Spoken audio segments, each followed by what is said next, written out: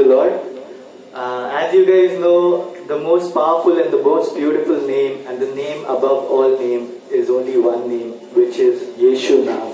And through his name is the only way we can go to heaven. So the song I'm about to sing is called Zaria. And if you guys like our videos, please like and subscribe to our channel. Thank you. तेरी महफिल में किया है शामिल, हमको बनाया तूने तेरे प्यार के काबिल,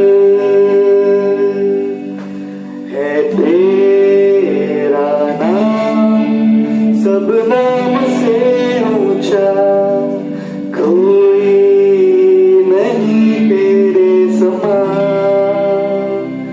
ना था ना है और ना कोई होगा तेरे जैसा राजा महान, है बहता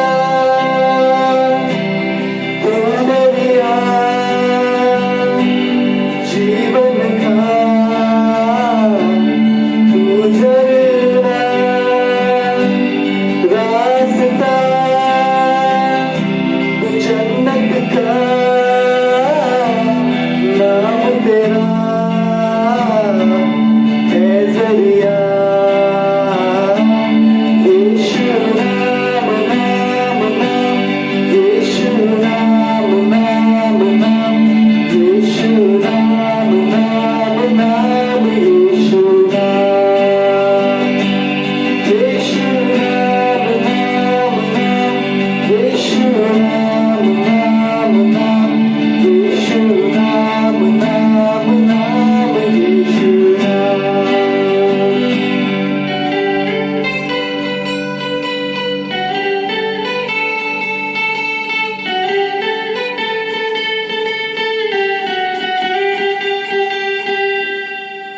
महिमा है एक तू ही आशा, तुझ पर है मेरा ईमान, तेरा तेरा लेकर मुझे दिया, तेरी रोशनी मेरी पहचान, है बहता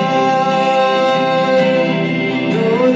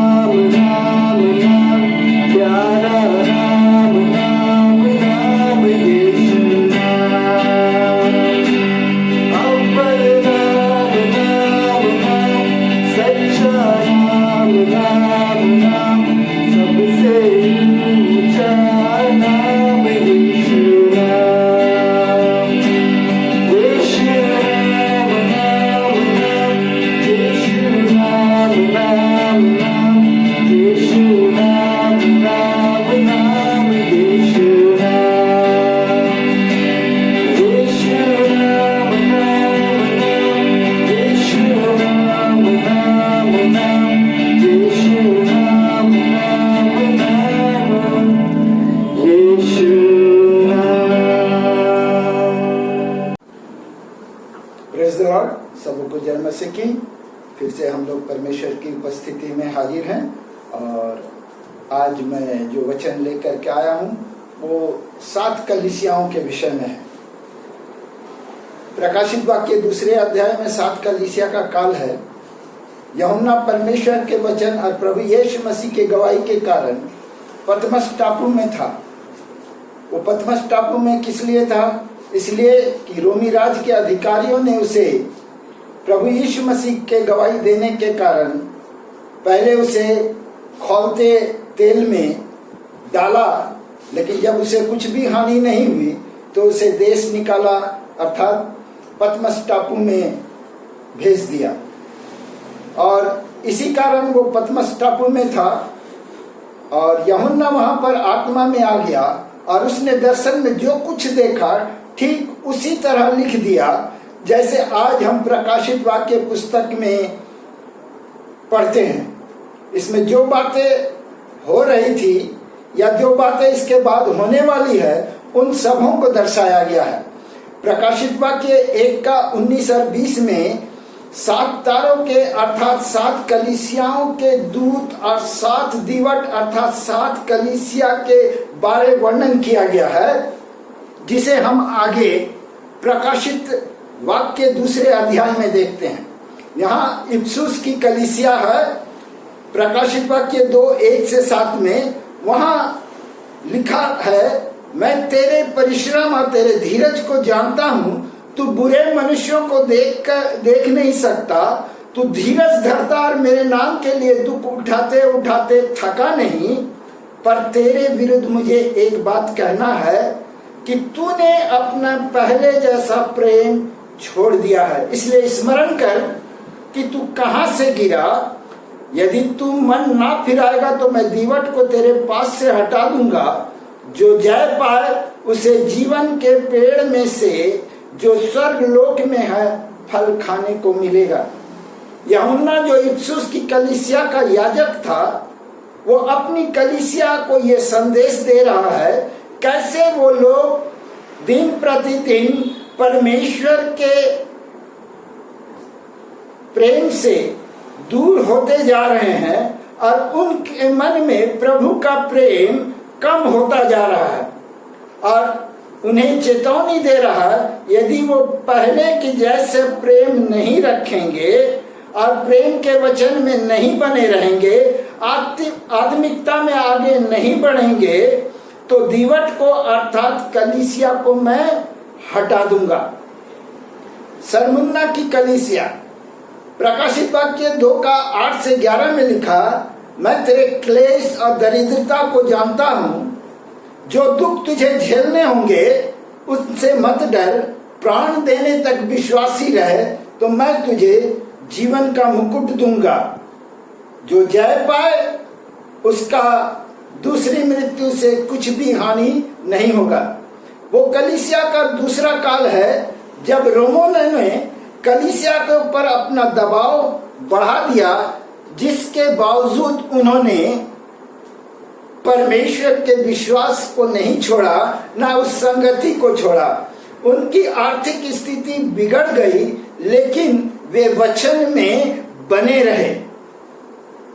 पेरगमुन के कलीसिया, ये है प्रकाशित वाक्य 2 का 12-17 में, मैं जानता हूँ तुम वहां रहता है जहाँ शैतान का सिंहासन है। तू मेरे नाम पर स्थिर रहता और उन दिनों में विश्वास से पीछे नहीं हटा। परंतु मुझे तेरे विरुद्ध कुछ कहना है। जो विलाम की शिक्षा को मानते, मूर्तियों पर चढ़ाई वस्तुओं को और व्यभिचार करते, इस तरह जो है वो जैसा गिनती में लिखा है 5:7 और आपका 31-16 में, व्यवस्था विवरण 23-4 में आप इसे वचन से देख सकते हैं। और तेरे पास जो कुछ भी है वो निकोलाई की शिक्षा को मानते हैं। इसीलिए कहता है मन फिरा तो तेरे पास आकर अपने मुख की तलवार से उनके साथ लड़ूंगा। जो जय पाए उनको मैं गुप्त मन्ना में से दूंगा। उसे श्वेत पत्थर दूंगा, उस पत्थर पर एक नाम लिखा होगा जिसे पाने वाले को छोड़ कोई नहीं जान सकता।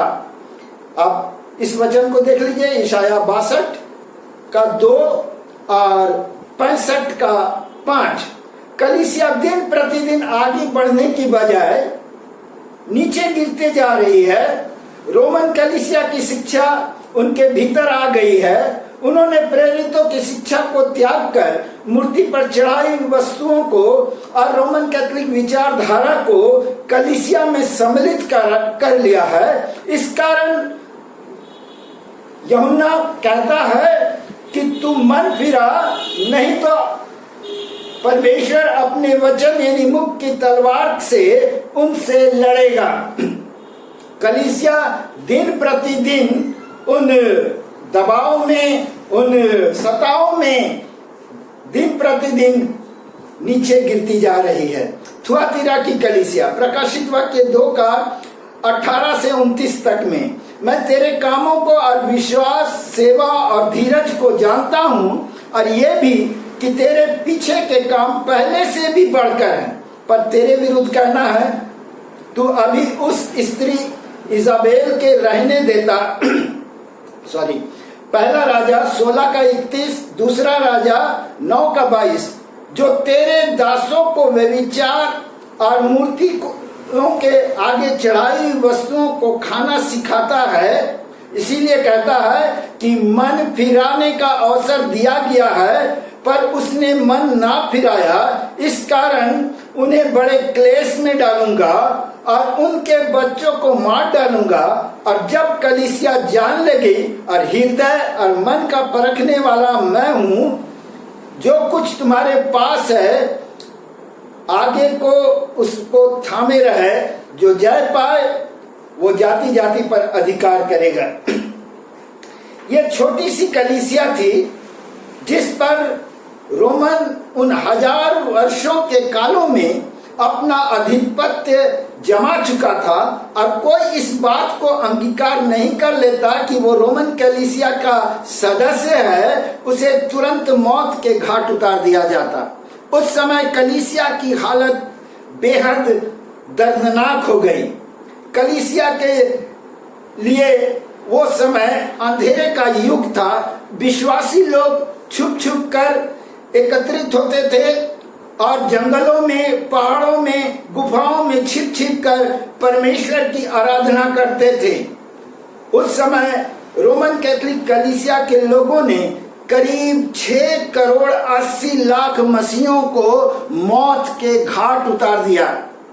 इब्रानी 11 का 35 से 40 में आप उन समय के बातों को जान सकेंगे कि किस तरह मसीहों को मारा गया, वो किस तरह भागे भागे फिर रहे थे। इसके बाद है सरदीस की कलीसिया, और ये कलीसिया दिन प्रतिदिन परमेश्वर के वचन में आगे बढ़ने की बजाय दिन प्रतिदिन वो नीचे स्तर पर गिरती जा रही थी। सरदीस की कलीसिया, ये प्रकाशित वाक्य 3 1 से 6 में है, मैं तेरे कामों को जानता हूँ, तू जीवित कहलाता है पर मरा हुआ है, और उन वस्तुओं को जो बाकी रह गई है और जो मिटने पर है दृढ़ कर। मैं तेरे किसी काम को अपने परमेश्वर के निकट सही नहीं पाया, पर तेरे यहाँ कुछ ऐसे लोग हैं जिन्होंने अपने वस्त्र अशुद्ध नहीं किए, वे श्वेत वस्त्र पहने हुए मेरे साथ घूमेंगे, क्योंकि वह इस योग्य है जो जय पाए उसे इसी प्रकार श्वेत वस्त्र पहनाया जाएगा। जीवन के पुस्तक में से उनका नाम ना काटूंगा। आप देख सकते हैं मत्ती 3 3 का 5,